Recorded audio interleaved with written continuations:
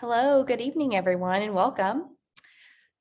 I'm Megan Rust, Interpretation Director at the Frist Art Museum. Thank you for joining us for tonight's Artist Perspective lecture with Bethany Collins. Closed captioning is available, and you can turn on live captioning with the controls on the bottom of your screen. We will begin with the land acknowledgement. The Frist Art Museum's building sits on land that Cherokee, Shawnee, and Yuchi Native peoples and elders and their ancestors call their homelands. We acknowledge and pay respect to them, and we also acknowledge and offer deep gratitude to the ancestral land and water that support us. Tonight's lecture is presented in conjunction with the exhibition Bethany Collins, EVENSONG, which opens tomorrow, June 11th, and is on view in our Gordon Contemporary Artist Project Gallery through September 12th. We hope you'll come to the Frist Art Museum to see the exhibition soon. The Frist Art Museum is grateful to Emmanuel Aguilar, Julia Fishbaugh, Julie Lowe, and Olivia McManus at Patron Gallery for all their assistance in planning this exhibition. And we'd also like to thank the Frist Senior Curator, Katie Del May, for organizing the exhibition. The Frist Art Museum gratefully acknowledges our supporters. Bethany Collins EVENSONG is funded in part by the Gordon Cap Gallery Fund, with additional support from the Friends of Contemporary Art.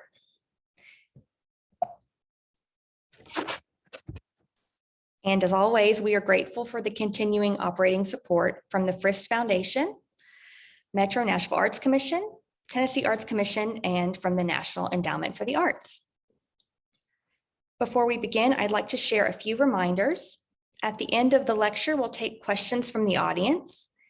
Please submit your questions via the Q&A function anytime throughout the presentation. And thank you in advance for your patience with us as we present this program online. In the event of a technical difficulty, we'll pause the presentation and we'll work quickly to resolve the issue. If you're having technical difficulties on your personal device, please send a chat message to Frist IT. That's Matt. Thank you, Matt, for being here with us. Now it's my pleasure to introduce Bethany Collins. Born in Montgomery, Alabama, Bethany Collins lives and works in Chicago, Illinois.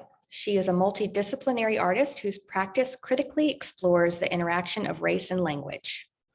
She's exhibited across the country, including in recent solo exhibitions at the Contemporary Art Museum of St. Louis and the Montgomery Museum of Fine Arts, and in group exhibitions, including Promise Witness Remembrance at the Speed Art Museum and Jacob Lawrence, The American Struggle, which was organized by the Peabody Essex Museum.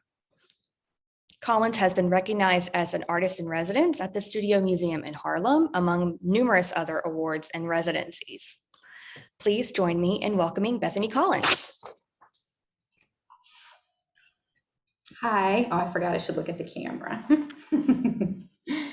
Well, it's nice to be here with you. I wanted to say thanks for, Katie and I started working together. It's got to be over 2 years now when we first met. Definitely when we first met, and then when we had our first studio visit talking about the possibility of an exhibition, and then COVID came. So I wanted to thank Katie and the Frist Museum especially for making the entire process as seamless as possible. And Katie, of course, is a joy to work with. So let me share my screen so we could talk about some of the work in EVENSONG. Yeah, is that good? I feel like I'm on a secure channel talking about something very national top secret. That's how this room feels. But it is nice to be with you and talking about art, especially in today's world. All of my work, including all of the work in EVENSONG, is language-based. Language is the subject and the primary material of my practice. It is also, I found, a way for, or a kind of prism through which to interrogate any other topic. So from court documents and national anthems to newspaper archives and especially outdated dictionaries, it feels as though, especially outdated dictionaries, there is nothing that you can't learn about us as a people, us collectively, by what's housed within the archives of our language, our most precious and sacred or secular text. Sometimes what's there, and then sometimes also what's absent, especially what's absent from a good dictionary. Language as well, struggling with the duality of language, its potential for connecting us, that if you know a thing and can name a thing, anything is possible in the world. And on the flip side of that language as an extension of us is bound to fail in some capacity. It is a human endeavor, a human creation. And so in that way, because it extends from us, its failure is inevitable. But that capacity and inevitable failure, somewhere between the two, the tension of the two, remains the basis for my making. So in early 2017, I added literature of the post-apocalypse to my nightstand. I was looking in particular for the language of the end.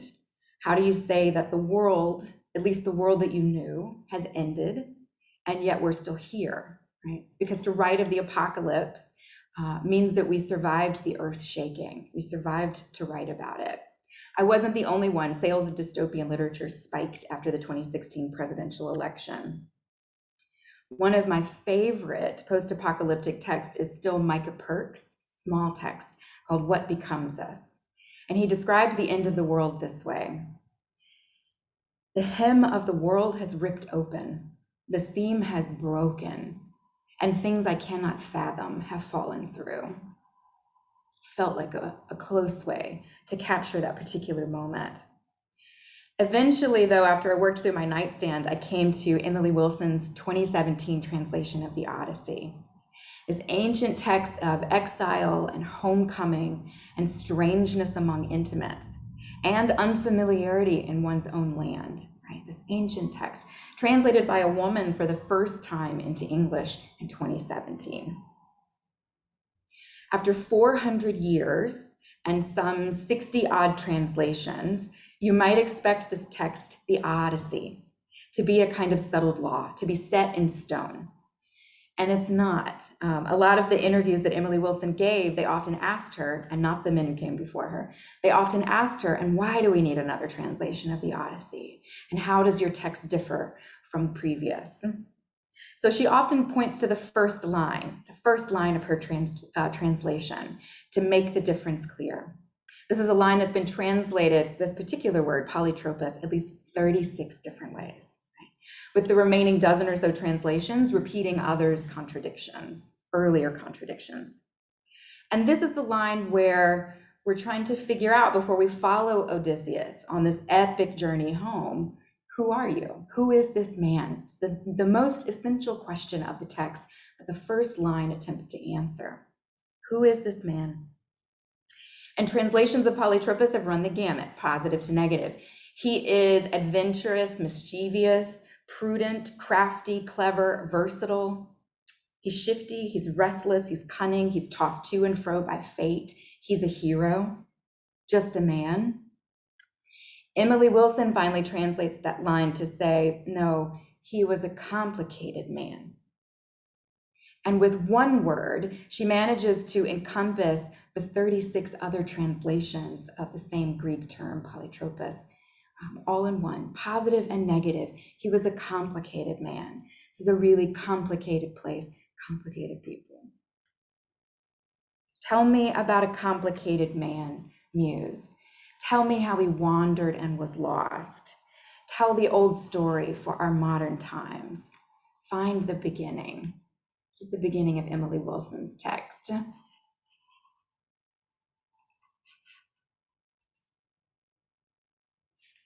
So why this language now? One of the first works that I made after the 2016 presidential election was America, a Hymnal. So this work is based on, well, let me say, all of the work is language-based, but this is as close as I will get to being writer, author of a text. This is mine. So America, a Hymnal is based on contrafactum. This is a much more common early American practice where you would keep the melody that everyone knew consistent. In this case, it's the melody for My Country 'Tis of Thee, which is also the melody for 6 other national anthems, including God Save the Queen. You'd keep that melody consistent and then rewrite the lyrics for different social political causes. So My Country 'Tis of Thee was rewritten from the 18th to 20th centuries, all mostly different writers, for different political ends. So the suffrage movement had their versions, labor union movements as well, tons of temperance and prohibitionist versions. The Confederacy has their versions, as do the abolitionist and the Union Army.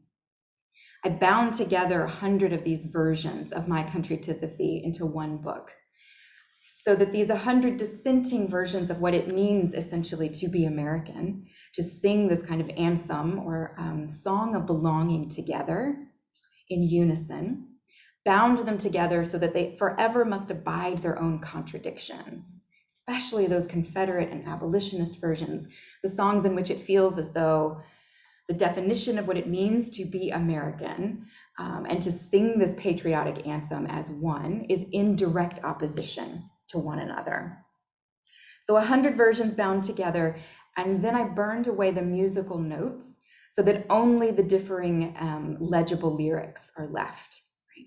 So the notes are actually what looks like kind of singe marks and negative space. That's actually the use of a laser cutter to very precisely burn the musical notation out of the hymnal and just leave, take away what was binding them all together, the unifying fact, and then only leave the dissenting versions.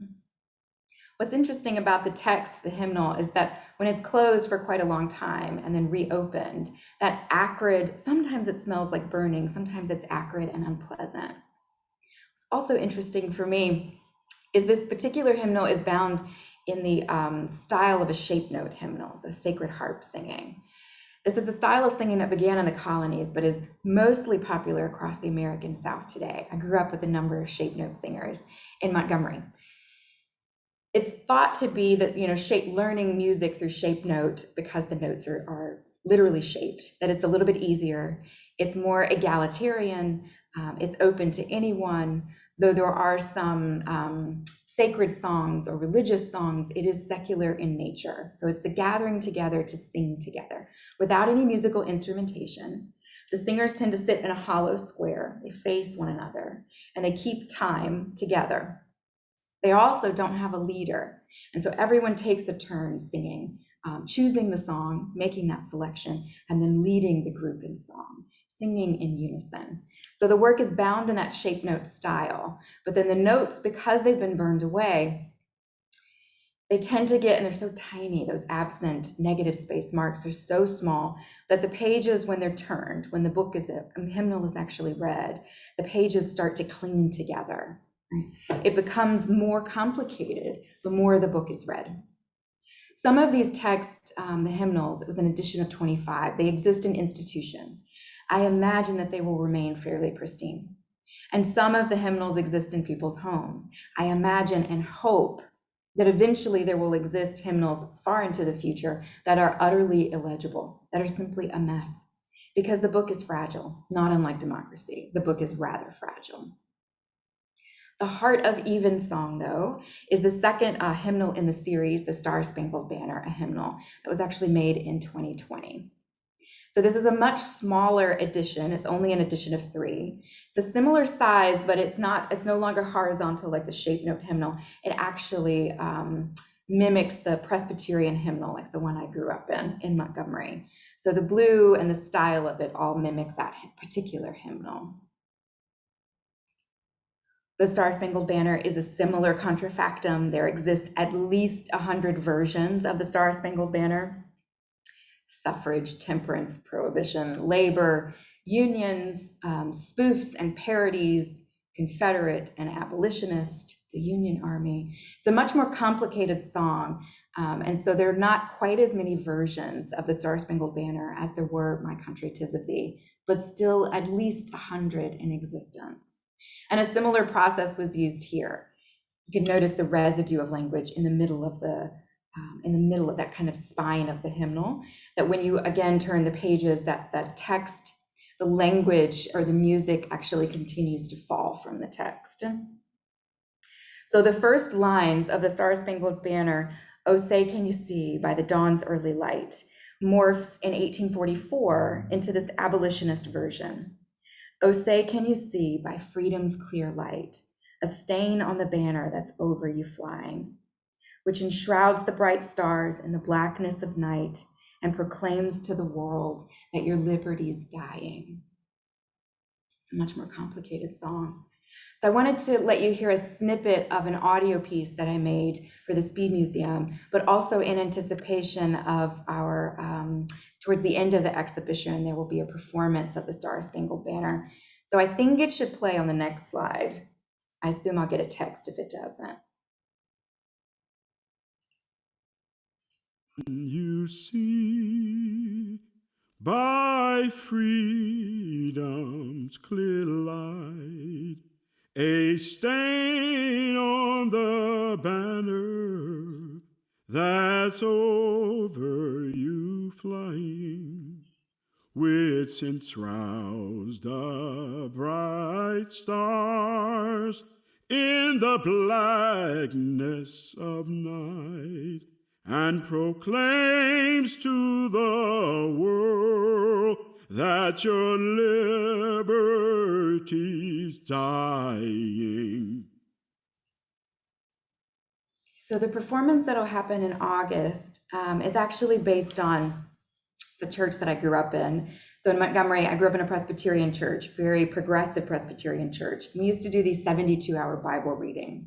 So you would sign up for your hour, day or night, and you'd come and read from the text. You would pick up from where the last reader left off and hope that someone would come and relieve you from the pulpit, especially if you were reading in the middle of the night.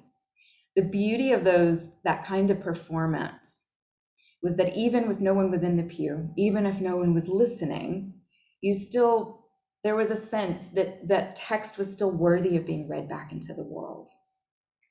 And the same, I think, or I hope, is true for the Star Spangled Banner performance, that even if no one is listening, even if democracy is challenged, that these kind of sacred songs are still worthy of being sung back into the world, flaws and all.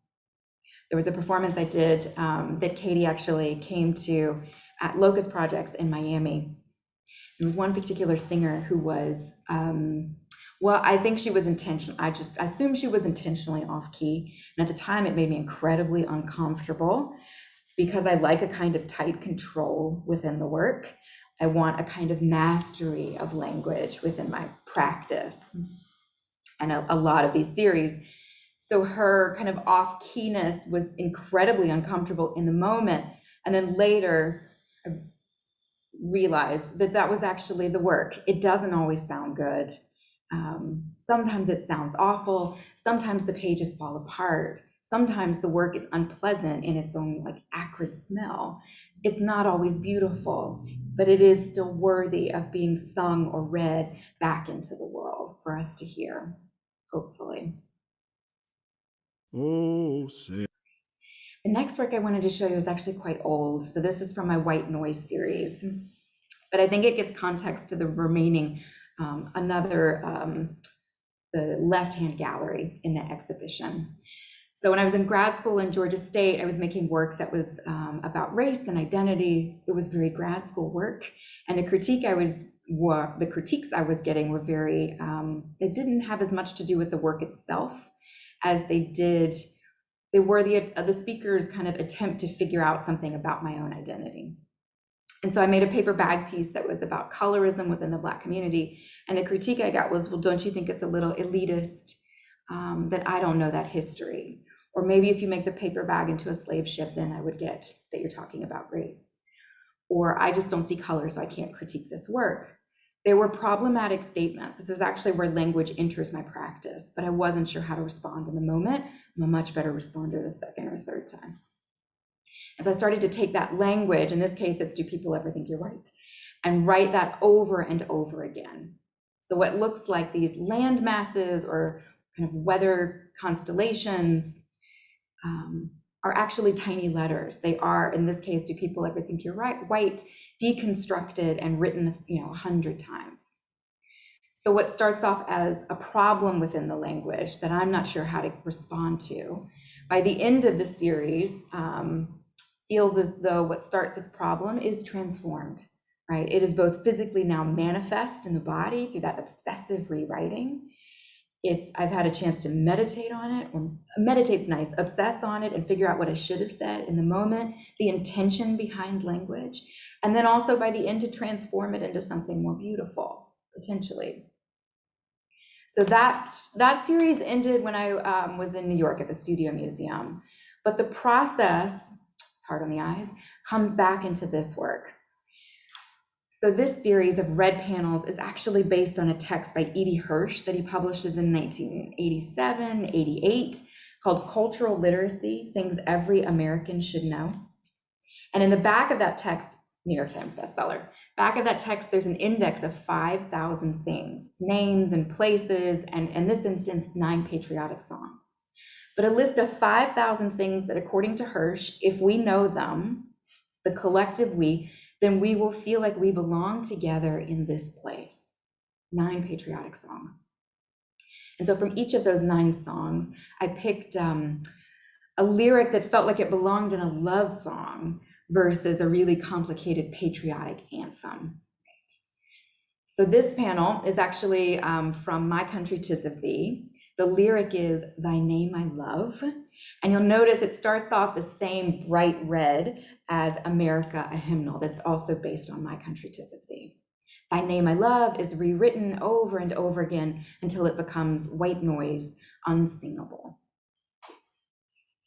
The next work, and the remaining 8 panels in the series, because they're all based on one of those 9 songs from Hirsch's text, the red of that first hymnal now falls into shadow, so it gets darker and darker. And the text, in this case, it's "Who more than self" is the lyric from America the Beautiful, switches from white noise and chalk to black noise and charcoal. So if white noise is TV static, all these frequencies of noise have a different kind of resonance with us. So red noise people tend to listen to fall asleep at night. It's like a waterfall cascading. Blue noise is like an egg in a frying pan. It sizzles. White noise, you know, and then black noise is pure silence. The song that cannot be sung, and because it cannot be sung, it cannot make us feel like we belong together. It's the negation of Hirsch's premise. This detail will show you a little bit up close of that lettering that's handwritten over and over and over again.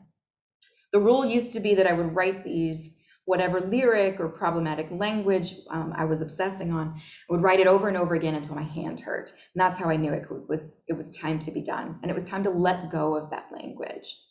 Because otherwise the works could ostensibly continue forever, be abstracted forever, infinity. There must be some sort of limitation, and I wanted a limitation that involved the body. By the time then that my hand hurts, I also felt like there was a kind of manifestation of that language in the body, and then a mastery over it, right? Because it was time to let it go and put it back out, transformed into the world. This is "I Am For You" from the song "You're a Grand Old Flag." Not every song of Hirsch's did I use. There is it's a World War I, World War II song over there, war song over there. There is no love language in that song. And so I substituted Amazing Grace and Lift Every Voice and Sing for 2 from Hirsch's list.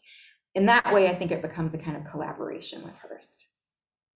These works, though, the blue from Star Spangled Banner, same blue, are from versions of the Star Spangled Banner, from the hymnal. So instead of love language and love lyrics that complicate what it means to be patriotic or to feel like we belong together, what I was looking for, so eventually there will be 10 of these panels based on 10 different versions, contrafacta, of the Star Spangled Banner. And instead of love language, I was looking for verses or lyrics that romanticize violence, that make poetry out of physical conflict in support of patriotic duty. Right? So they attempt to soften the violence embedded in American history by making it into song. And so instead I wanted to reveal that violence, to make kind of, that they shouldn't be soothing and calm, they should actually appear quite chaotic. The song here, the version of the Star Spangled Banner, is "The Chase," and the lyric that I pulled is "Where the lash is made red in the blood of the slave." This one's a little harder to see because it's more black text charcoal than white chalk.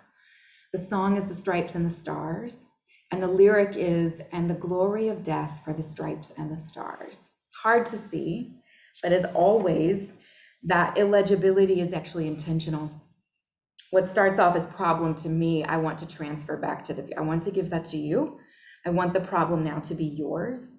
And the pain of making the work, that physical pain of making the work, to now transfer back onto the viewer so that I can be done with it. The problem is now yours. So these are songs of a different kind, choruses of a different kind. These works are actually based on classified ads that were published shortly before the end of the Civil War, all the way up until the 1920s, And they were classified ads published in, I think, 6 different African-American newspapers across the US, published by or posted by formerly enslaved people looking for their family. 1865, a little bit before, all the way up until 1920. Sometimes you'll see one post, one classified ad, a kind of needle in a haystack. And sometimes you'll see people post year after year. It becomes a kind of annual ritual, and they continue to look for their family all the way until 1920. I made this work after the family separation crisis at the border under the last administration. And so the works are actually, those classified ads, they're embossed, they're blind embossed. So this is a process which there is a church and a university in Philadelphia that's actually digitizing these ads. They're called Last Seen ads, and I think that's the website as well. They're digitizing a lot of these ads from old African-American newspapers. And so I was looking specifically at ads from the 1890s, so post-Reconstruction, this kind of decade, which some historians think is the nadir of race relations in the US after Reconstruction, when it is the worst for us, this moment when it drops off and it is the worst, that we're still looking for our family. And the ads will contain as much as one can remember and as much as one can fit in that small amount of space. So the name that you were given, multiple names usually, nicknames that you might have gone by depending who you were talking to, maybe the plantation on which you lived, your former owner's name, any identifying characteristics, maybe a scar that might help you be reunited with your family. And then what's also interesting about these is that another aspect of the grouping, not everyone was literate, not everybody was getting a newspaper at the time. And so a lot of times ministers, especially in the South, would read the classified ads from the pulpit after service. And so people would start to hear how others were asking for their family. And so at the very top of the ad, you can see the kind of, the title of the ad is, "Do you know them?" Others were, "Have you seen her?" or "Information wanted." And that becomes this kind of repeating chorus of asking for your family and asking to be reunited. That kind of question of longing becomes a kind of chorus in an interesting way. The blind emboss of the work, though, this is a process by which, so I'm taking the digitized ads and engraving that text of the ad backwards into an acrylic plate, right, with a laser cutter, so it's very precise. And then I soak the paper, this red paper, until it becomes malleable, the fibers soften. Place that soaked, wet, malleable paper onto the plate and run it through a printing press. So a tremendous amount of pressure is applied to the wet paper and forced into the grooves of that backwards engraved text. Once it comes out the other side of the press and you lift it off the plate, the text is now protruding from the surface. It's like a braille. It is present and legible, but also it's inkless. It's like printing nothing, something, and nothing at the same time. For me, that's a way to link. It feels like a reference to a haunting. It is there and it is not there at the same time. I think it also begs, it wants to be touched, right? To be understood like a braille. That text longs to be physically understood. And yet, of course, the works are typically framed, and so you are barred from it. There is, you are not invited into that conversation, that kind of familial conversation. The works fall apart. As I mentioned, I made these after the family separation crisis at the border. So that process that I described of blind embossing the works and wetting the paper and registering and running it through the press is completed twice. And so because it's a more fragile paper than some of the others that I've used, it falls apart, each in a very distinct way.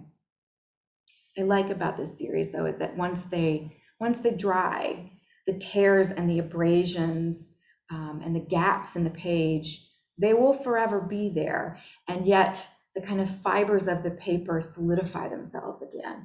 They're actually much stronger than they look.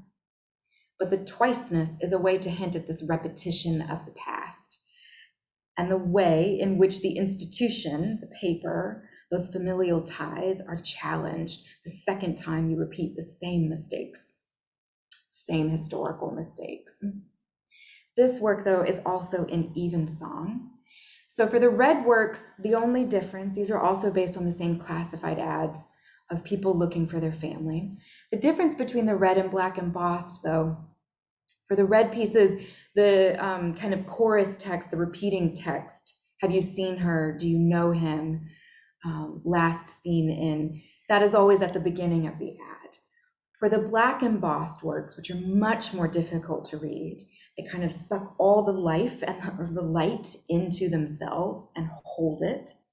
The text that's repeated is usually embedded somewhere in the body of the text.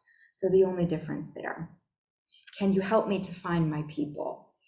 Which is also the book, Can You Help Me to Find My People, by the same title, that talks quite a lot about these ads.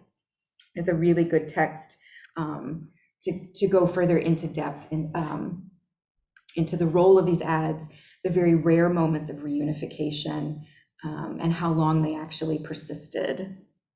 Can you help me to find my people? I am all alone in the world.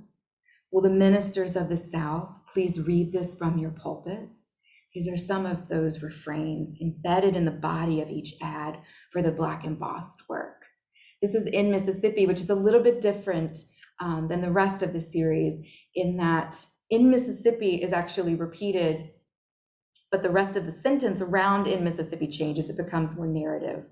So I last saw her in Mississippi. I last heard from him in Mississippi. She married a man in Mississippi. They returned to Mississippi, etc.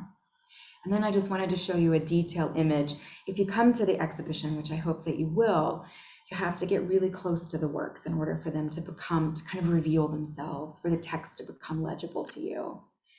But similar to all the work, they're meant to be difficult to read, that you have to work for it in order for it to come to life, to reveal itself to you. But you can see in the image the braille-like protrusion of the text, and also its inklessness, its kind of hauntingness. And then these are the Odyssey. Very much the Odyssey becomes, in addition to the Star Spangled Banner, the heart of Evensong. So the Odyssey, I mentioned Emily Wilson's translation, which made me return to the Odyssey. Hers is the most efficient of all translations. So for this series, I'm particularly looking at book 13, when Odysseus finally returns home after 10 years at war and 10 years weeping on every wrong shoreline he lands on. He finally stands on the shoreline of his own country and does not recognize the place. It is unfamiliar land to him. That moment felt like a way to talk about post-2016 and post-presidential election as well, when the same landscape can feel simultaneously familiar and estranging at the same time. It also, like most of the work in the show, is about homeland and exile and returning home, but the landscape again feels quite unfamiliar and foreign. And so looking at book 13 in particular, I'm in this series comparing translations of the Odyssey. In this work from 2018, I'm comparing two translations. The one on the left is from 1852. The one on the right is from 1980. And these are the first questions that Odysseus asks when he stands on his own shoreline. and is unfamiliar and confused about the land that he's come to. So in 1852, the question that's translated from the Greek text of the Odyssey is, what land is this? What people? What men are born here? In 1980, the same Greek text gets translated differently. What country, what land is this? Who are the people that dwell in it? What men are born here versus who are the people who dwell here is two very different questions. And often, like dictionaries from two different decades, there is a lot that it feels like we can tell about what we value at any given moment by, in this case, how we translate the same text. This is a detailed image of the work, so you can see the process for making these Odyssey works is that I'll photograph the translation, these particular passages, blow them up, and then to create a kind of photo transfer, which is rubbing that text onto the surface of the Somerset paper. Rewrite the entire page in graphite. So each page, each translation is 30 by 44 inches. So rewrite the page in graphite, and then use saliva actually to erase everything but those opposing and contradictory, often, translations. Saliva is more acidic than water, and so it actually eats into the surface of the page. What looks like just illegible text is illegible precisely because the top kind of surface of the page of the paper has been eaten away. That text then falls to the bottom of the frame and stays forever as residue, as the residue of language housed beneath the work. So this is an Odyssey from 2000, 1980, and then 2017, which is actually, is that Emily Wilson's? Oh, 2017 is actually in the middle, is Emily Wilson's translation. So it might be a little small. Let me see if I can read it for you. The translations are, please tell me, no, that's not it. Tell me this so I will know, and tell me besides, because I am eager to be assured. But please tell me the nature of things around here so that I may judge for myself what I have fallen into. Emily Wilson is incredibly efficient and swift in her translation. Her translation is, tell me this so I will know, versus the very wordy, please tell me the nature of things around here so that I may judge for myself what I have fallen into. Comes from the same origin text, and yet are three very different ways of asking, of kind of begging to know where one has landed. Tell me the land that I have come to now. And then the last one that I wanted to show you from the Odyssey is actually about the water, which is similar to the work in Evensong, which is also about the water. After 400 years, my expectation is at least we would know, Odysseus looking out at the water from his shoreline, at least we would know what the water was doing. We don't. From 2000, the translation is, it was his homeland he missed as he paced along the whispering surf line, utterly forlorn. Verses, so weeping for his homeland, he went limping along the shore of a loud roaring sea with many a groan. Other translations, and you'll see this particularly in the longest Odyssey work in Evensong, includes translations of the water, whispering surf line, the deaf rocks, the tumultuous deep-voiced waves, the rolling, booming surf. There is no agreement in the text. There is no agreement in the text. And that contradiction, again, for me is endlessly fascinating, especially from an ancient text. Feels like it should at least be settled by now. So the last series that I wanted to mention this evening is based on floriography. This is the language of flowers. So no typical language is present here. It's imagery, and yet floriography, the language of flowers, which enjoyed a resurgence in 19th century Victorian England, has a really interesting and probably novel, kind of past of novelty. So at the turn of the century, there's at least 98 flower dictionaries in circulation in the US alone. And the idea was, a kind of cute idea, that if I gave you a bouquet, a talking bouquet, then you could take your own personal flower dictionary and translate that bouquet to know what I was attempting to say to you. That a talking bouquet and a flower dictionary, personal, could make the sharing of covert or difficult or complicated messages easier to share because you didn't have to speak them aloud. They had to be personally translated. So in this case, My Destiny is in Your Hands is actually based on the official state flowers of the American South, translating those, and then pairing them with flowers of other states along Great Migration routes, where people left the South in a really steady population shift from the first to second waves of the migration, and changed both the landscape of the South, but also the places where they found new homes, where they settled and made new homes and new life. So we changed the landscape of the places we left and the places we sought refuge. These flowers, though, these official state flowers of the American South, they're interesting. They're incredibly Victorian in that way. They're romantic language, and yet there is a violence embedded within them as well. For instance, Delaware's state flower, the peach blossom, means, I believe it is, I am your captive.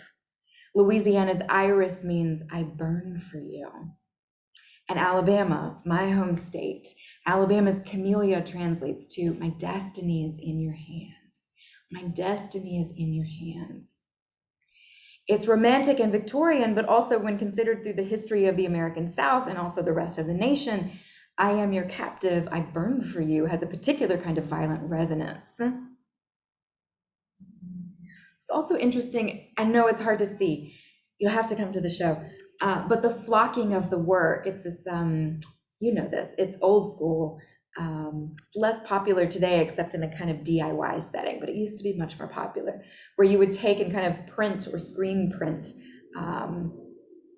the glue in a particular pattern, and then the fabric of the flock would actually be applied onto that glue. So in this case, My Destiny is in Your Hands is actually white on white, white flock on white wallpaper. Again, it's really hard to see. You have to get up close and work for it. But the other thing about this particular wallpaper is that it must cover 800 to 900 square feet. It can take different sizes. The walls in every institution or place in which the work will be shown are different. And yet to cover 800 to 900 square feet means that there will always be more than, at least, more than 300 camellia petals visible. For me, then, this is a way to memorialize the number of documented lynchings in Alabama post-Reconstruction. They're equal parts love letter and indictment, equal parts. So I wanted to read you this one before we actually look at the wallpaper that's in the exhibition. So the flowers, maybe I'll go back here. It's hard to see. Camellia, the milkweed, the black-eyed Susan, the white wild oak hydrangea, they go on, but the translations translate this way. My destiny is in your hands. Let me go. Justice, you are cold. I think of you constantly. Do not refuse me, my bane, my antidote. Take care while I'm away. I burn for you. Justice, welcome me. Equal parts love letter and indictment.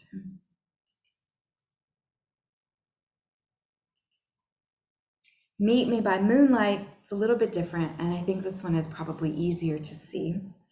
So in the early years of the Great Migration, about approximately 500 people were leaving the South every day in a really steady population shift that changed the South and also the rest of the nation.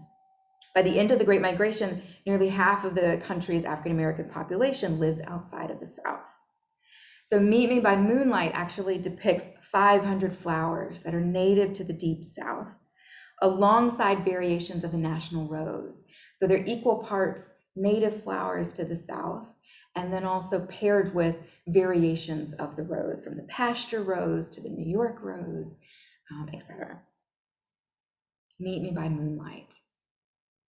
I'll skip the translation for this one because I actually really want to talk about the last piece in the show. This is only a detail image, But this is the, covers the entryway to Evensong. I cling to you in sunshine and in shade. So back to the Odyssey. I cling to you in sunshine and in shade is a black flock on black wallpaper, screen printed flocked wallpaper that actually takes the imagery, all of the botanical imagery from a 1965 translation of the Odyssey. So remember, this text is not that different than the kind of basis for my destiny is in your hands, meet me by moonlight, these ideas of leaving one's homeland and trying to find a place to belong elsewhere, and the complicated and fraught relationship that one can have to their own origin place and origin story. So I read a 1965, I think it's Fitzgerald, but I might be mistaken, translation of the Odyssey and made a kind of index of all the botanical references, and then used 19th century florographic dictionaries to translate those flowers into another kind of botanical florographic poem. The imagery that for the flowers is actually pulled from the Alabama Herbarium Consortium. So this is an archive of pressed flowers that's used for the study of native plants, native to Alabama.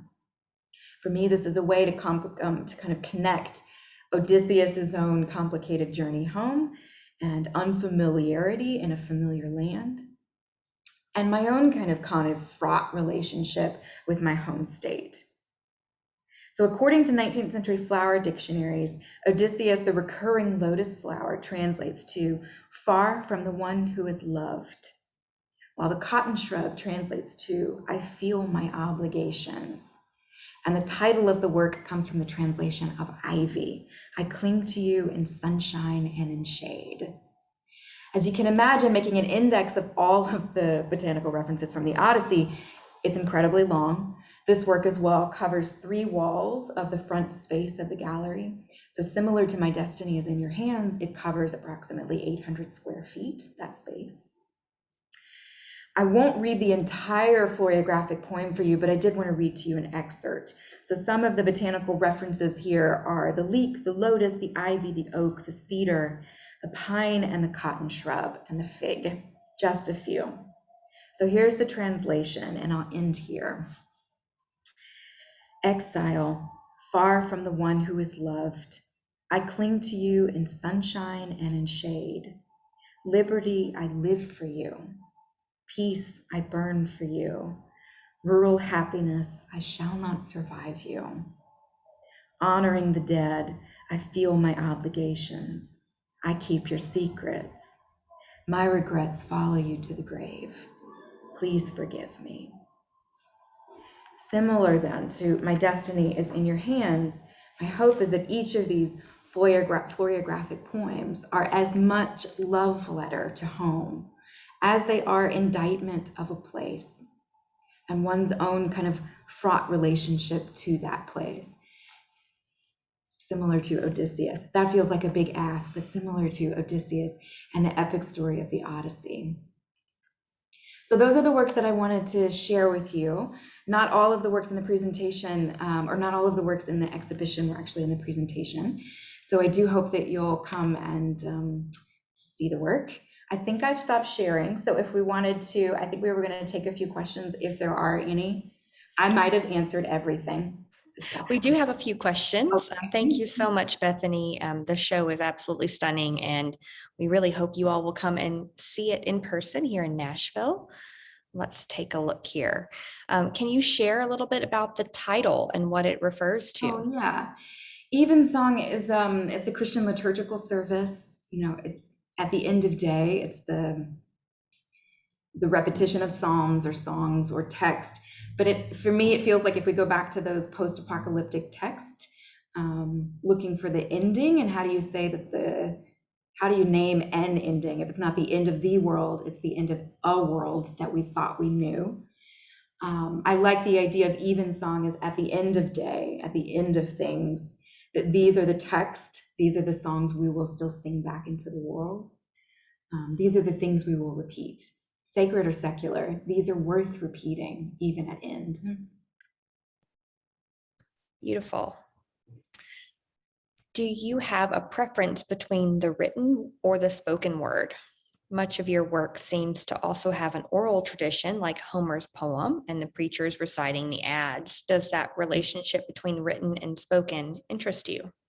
It does. I don't know what to make of it.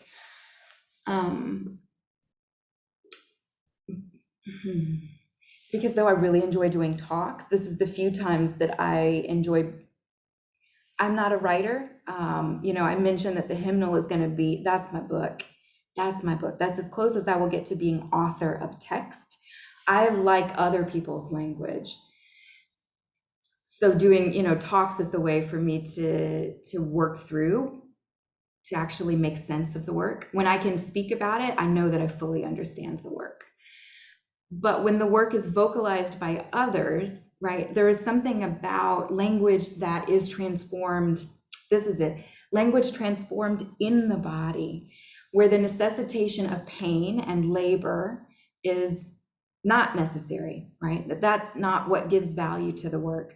That song is, it's read and it enters the body, and then it is transformed into something much more beautiful, or something potentially off key, Miami.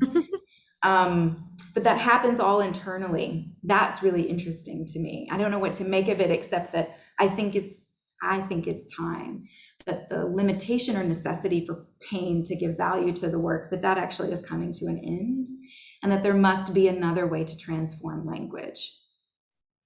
But I don't want to say it, right? I will not be the singer of the Star Spangled Banner. It will be others, the reading of the ads, the passing down of the Odyssey, that's all others. And so how to transform language internally without pain it's something I'm still thinking about.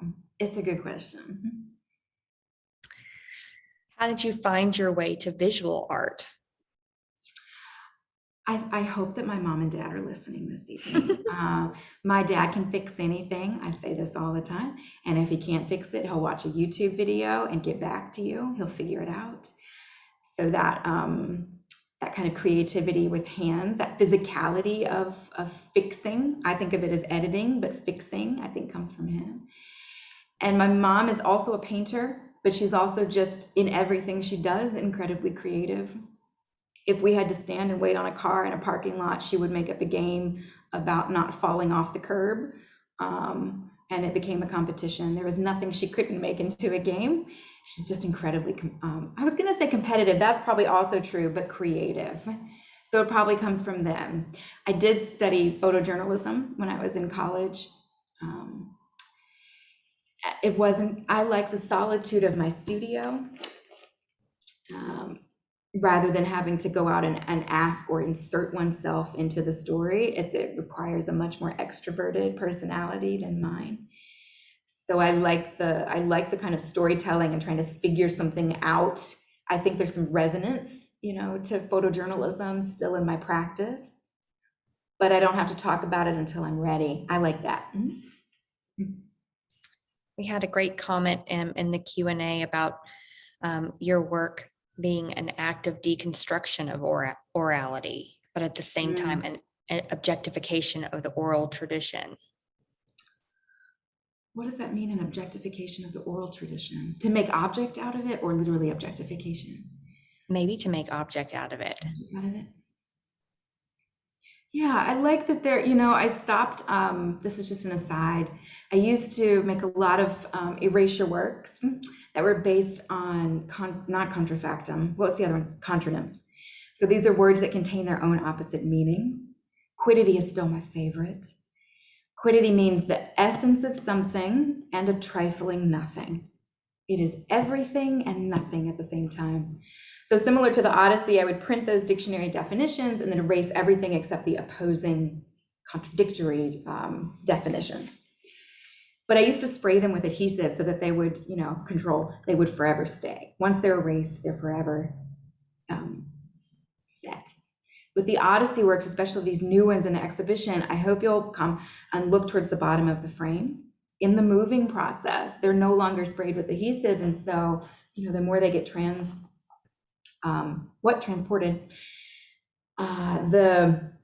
that eating into the surface of the page and the little residue of language that's still holding on for dear life to the page, some of it falls.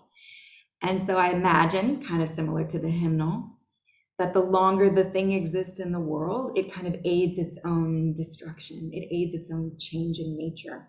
That language will not settle. It keeps changing. Well, that's a beautiful note to end things on. I'd like to thank you all for coming this evening. And as we've shared, we really hope that you will come and see Bethany Collins' Evensong at the Frist Art Museum in Nashville, Tennessee.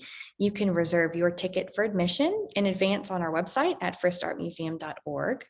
We hope to see you in person soon or virtually at our next program online. You can find out more about upcoming programs, including the performance inspired by the exhibition that we'll have later this summer, by visiting fristartmuseum.org, by following us on social media at Frist Art Museum, or by signing up for our weekly email newsletter. As you leave the Zoom this evening, you'll be invited to take a brief survey. We'd love your feedback. It's important to us and will help us improve future programs, And we're very thankful for your support of the Frist Art Museum. Financial gifts during this time allow us to bring you great programming like this evening's lecture. And you can make a donation on our website at fristartmuseum.org. Thank you so much, Bethany, for sharing more about your work this evening. Thank you all for joining us, and I hope you have a great night. Bye.